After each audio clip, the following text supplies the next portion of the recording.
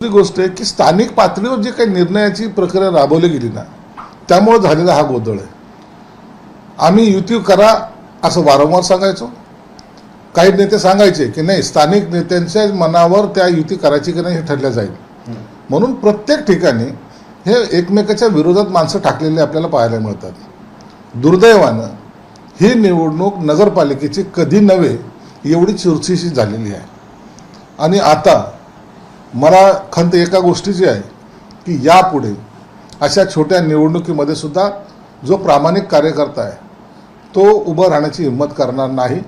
खर्चाचा एवढा आगडोम मी प्रथमतः माझ्या राजकीय कारकिर्दीमध्ये पहिल्यांदा पाहिलेला आहे.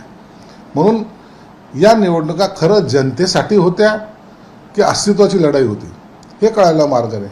म्हणून हा सगळा वाद त्या टीकेला त्या टोकाला गेला आणि प्रत्येकजण त्या त्या पद्धतीने टीका एकमेकावर करायला लागला. आता येणारी महानगरपालिका असेल, जिल्हा परिषद असेल, याचे सर्व पडसाद जे आहेत ना या निवडणुकीत निश्चितच होतील.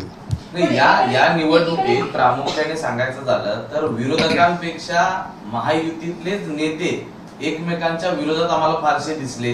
पण विरोधक त्या ठिकाणी विरोधकांना स्पेसच तुम्ही दिलेला नव्हता इतका. विरोधक हे निवडणूक लढवण्याच्या मनस्थितीत नव्हतेच, कारण कार्यकर्त्याचा असलेला वनवा हा त्यांना जाणवला आहे.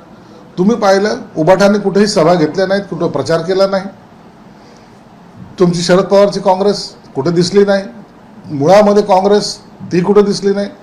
आणि मग जे उर्वरित पक्ष जे सत्ताधारीच आहेत त्या सत्ताधारीमध्येच हे तर मान्यच करावं लागेल की थोडी स्पर्धा ही लागली गेली आणि अस्तित्वाची लढाई ही त्या ठिकाणी जाणवली सुद्धा. दुसरीकडे आपण म्हटलात आत्ताच की आता ठरलेलं आहे की या पक्षातला त्या पक्षात घेतला जाणार नाही. मात्र नुकतीच भाजपचे प्रदेशाध्यक्ष रवींद्र चव्हाण यांनी पुन्हा एकदा शिवसेनेला डिवचण्याचा प्रयत्न केलाय. डोंबिवलीमध्ये 2 बडे नेते भाजपमध्ये प्रवेश करणार आहेत. एक संजय थरवाळकर आणि दुसरा त्यांचा मुलगा अभिजित आणि विकास देसले म्हणून यांचा पक्ष प्रवेश होतोय. मग जी काही चर्चा झाली त्यालाच कुठेतरी हा छेद म्हणायचा का? निश्चित झालेल्या चर्चेला हा छेदच आहे. रवींद्र चव्हाण त्यांच्या मर्जीने वागतायत. मग परिणाम आहे की ते ॲक्शनला रिॲक्शन ही होणार आहे. मग उद्या ही माहिती आपली जी काही खंबीरपणे पुढे चाललेली आहे, दमदार वाटचाल चाललो, त्याच्यावर हा मिठाचा खडा टाकण्याचा प्रकार आहे. आणि जर त्यांना जर समज देत नसाल तर हे प्रकार पुन्हा भविष्यात वाढतील.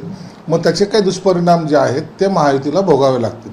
दुसरीकडे तपोवन पण याच मुद्द्याला अनुसरून एकीकडे जर बघितलं तर चव्हाण यांना याच्या आधी देखील फडणवीस यांनी समजवलं असल्याचं वारंवार समोर आलेलं बघायला मिळालं. म्हणजे फडणवीस यांच्या एकूणच वक्तव्याला डावलून ह्या सगळ्या गोष्टी करत आहेत का वाटतंय? त्यांच्यामुळे महायुतीमध्ये डिस्टर्ब मोठ्या प्रमाणात. रवींद्र चव्हाणांनी खरं तर महाराष्ट्र फिरलं पाहिजे. तो डोंबिवली, कल्याण याच्यापेक्षा बाहेरचं दिसतच नाही. प्रदेशाध्यक्ष बाहेर फिरा, थोडंसं चांगलं काम करा.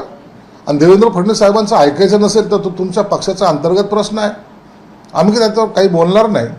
परंतु निश्चित एवढंच सांगतो की आमच्या कार्यकर्त्याला जर डिस्टर्ब करायचा प्रयत्न केला तर त्यामुळं मग आम्हालाही त्याच पद्धतीने उत्तर द्यावं लागेल.